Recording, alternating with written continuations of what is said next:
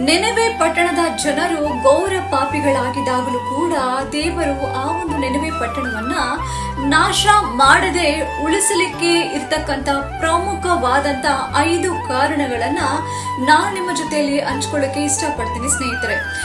ನೆನೆವೆ ಪಟ್ಟಣದ ಜನರು ದೇವರ ಮಾತನ್ನ ಕೇಳಿದ್ರು. ಒಂದನೇದಾಗಿ ಯಾವ ರೀತಿ ಅವರು ಕೇಳಿದ್ರಪ್ಪ ಅಂತಂದ್ರೆ, ದೇವರ ಮಾತನ್ನ ಎಚ್ಚರಿಕೆಯಿಂದ ಮತ್ತು ಶ್ರದ್ಧೆಯಿಂದ ಅವರು ಆಸಕ್ತಿಯಿಂದ ದೇವರ ಮಾತನ್ನ ಅವರು ಕೇಳಿದ್ರು ಸ್ನೇಹಿತರೆ. ಇನ್ನು ಎರಡನೇದಾಗಿ ನಾವು ನೋಡ್ಬೇಕಾದ್ರೆ, ನೆನೆವೆ ಪಟ್ಟಣದ ಜನರು ದೇವರಲ್ಲಿ ವಿಶ್ವಾಸವಿಟ್ರು. ಹಲ್ಲೆಲೂಯಾ. ಇಲ್ಲಿ ನೆನೆವೆ ಪಟ್ಟಣದ ಜನರು ಯಾರಲ್ಲಿ ವಿಶ್ವಾಸ ಬಿಡ್ತಾ ಇದಾರೆ ಅಂದ್ರೆ, ದೇವರಲ್ಲಿ ವಿಶ್ವಾಸ ಬಿಡ್ತಾ ಇದ್ದಾರೆ.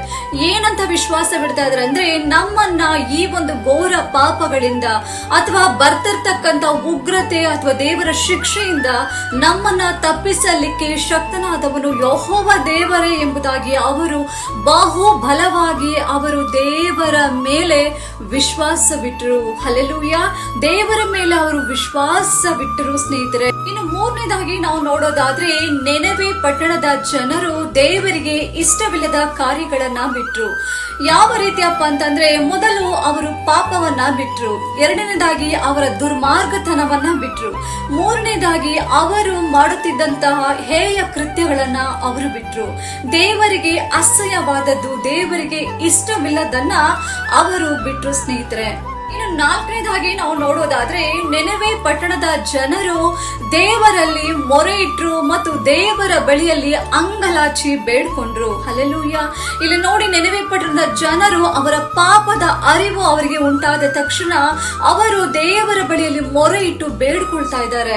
5ನೇ ವಿಷಯದಲ್ಲಿ ನಾವು ನೋಡೋದಾದ್ರೆ, ನೆನೆವೆ ಪಟ್ಟಣದ ಜನರು ತಮ್ಮನ್ನ ತಾವು ತಗ್ಗಿಸಿಕೊಂಡ್ರು ಸ್ನೇಹಿತರೆ. ಸೊ ಯಾವ ರೀತಿ ಅಂತೀರಾ? ನೆನೆವೆ ಪಟ್ಟಣದ ಅರಸನು ಇಲ್ಲಿ ಏನ್ ಮಾಡ್ತಾ ಇದ್ದಾನೆ, ತಾನಿದ್ದಂತಹ ಸಿಂಹಾಸನದಿಂದ ಎದ್ದು ತನ್ನ ನಿಲುವಂಗಿಯನ್ನ ತೆಗೆದು ಗೋಣಿ ತಟ್ಟನ್ನ ಹೊದ್ದುಕೊಂಡು ದೇವರ ಮುಂದೆ ತನ್ನನ್ನು ತಾನು ತಗ್ಗಿಸಿಕೊಳ್ತಾ ಇದ್ದಾನೆ. ಅಷ್ಟೇ ಮಾತ್ರವಲ್ಲ, ಇಡೀ ನೆನೆವೆ ಪಟ್ಟಣದ ಜನರಿಗೂ ಪಶುಗಳಿಗೂ ಸಹ ಗೋಣಿ ತಟ್ಟನ್ನ ಹೊದಿಸಿ ದೇವರ ಮುಂದೆ ತಗ್ಗಿಸಲ್ಪಡುವಿಕೆಯನ್ನ ಆತನು ತೋರಿಸ್ತಾ ಇದ್ದಾನೆ. ಆಗ ದೇವರು ಈ ಒಂದು ಜನರ ಒಂದು ಮೊರೆಯನ್ನ ಕೇಳಿ ದೇವರು ಆಗ ಅವರನ್ನ ಕನಿಕರಿಸ್ತಾ ಇದ್ದಾರೆ. ಯಾವ ರೀತಿಯಪ್ಪ ಅಂದ್ರೆ, 1,20,000 ಜನರ ಉಳ್ಳಂತ ಆ ಒಂದು ಪಟ್ಟಣವನ್ನ, ಬಹು ಪಶುಗಳುಳ್ಳ ಆ ಒಂದು ದೊಡ್ಡ ಪಟ್ಟಣವನ್ನ ದೇವರು ರಕ್ಷಿಸಲಿಕ್ಕೆ, ದೇವರು ಕಾಪಾಡಲಿಕ್ಕೆ ಆತನು ಮನಮರುಗಿ ಆತನು ಕರುಣೆಯನ್ನ ಆ ಒಂದು ನೆನೆವೆ ಪಟ್ಟಣದ ಮೇಲೆ ದೇವರು ಸುರಿಸ್ತಾ ಇದ್ದಾರೆ. ಮತ್ತು ಆತನ ದಯೆ, ಆತನ ಕರುಣೆ, ಆತನ ಕೃಪೆ ಈ ನೆನೆವೆ ಪಟ್ಟಣದ ಮೇಲೆ ಇಳಿದು ಬಂತು ಸ್ನೇಹಿತರೆ. ಇಡೀ ನೆನೆವೆ ಪಟ್ಟಣದ ಜನರು ರಕ್ಷಣೆಯನ್ನ ಹೊಂದಿದ್ರು. ನಾವು ಕೂಡ ಅಷ್ಟೇ ಪ್ರಿಯ ಸಹೋದರ, ಪ್ರಿಯ ಸಹೋದರಿಗೆ, ನೆನೆವೆ ಪಟ್ಟಣದ ಜನರ ಹಾಗೆ ನಾವು ಕೂಡ ದ್ರೋಹಿಗಳಾಗಿ, ಪಾಪಿಗಳಾಗಿ, ದೇವರ ದೃಷ್ಟಿಯಲ್ಲಿ ಪಾಪಿಷ್ಟರಾಗಿ ನಡೆದುಕೊಳ್ಳುವುದೇ ಆದರೆ, ಒಂದು ವೇಳೆ ನಾವು ಅನೇಕ ದುರ್ಮಾರ್ಗತನದಿಂದ, ಕೆಟ್ಟತನದಿಂದ ನಾವು ಕೆಟ್ಟು ಹೋಗಿದ್ದರೆ, ಈ ದಿವಸ ನಮ್ಮ ಪಾಪವು ಕಡು ಕೆಂಪಗಿದ್ದರೂ ಸಹ ದೇವರು ಹಿಮದಷ್ಟು ಬೆಳ್ಳಗೆ ಮಾಡುವುದಕ್ಕೆ ದೇವರು ಸಿದ್ಧನಾಗಿದ್ದಾನೆ. ನಮ್ಮ ಪಾಪವು ಕಡು ಕೆಂಪಗಿದ್ದರೂ ಸಹ ಹಿಮದಷ್ಟು ಬೆಳ್ಳಗೆ ಮಾಡುವ ದೇವರು ನಿನ್ನ ನನ್ನ ದೇವರು, ನಾವು ಆರಾಧಿಸುವ ದೇವರಾಗಿದ್ದಾನೆ.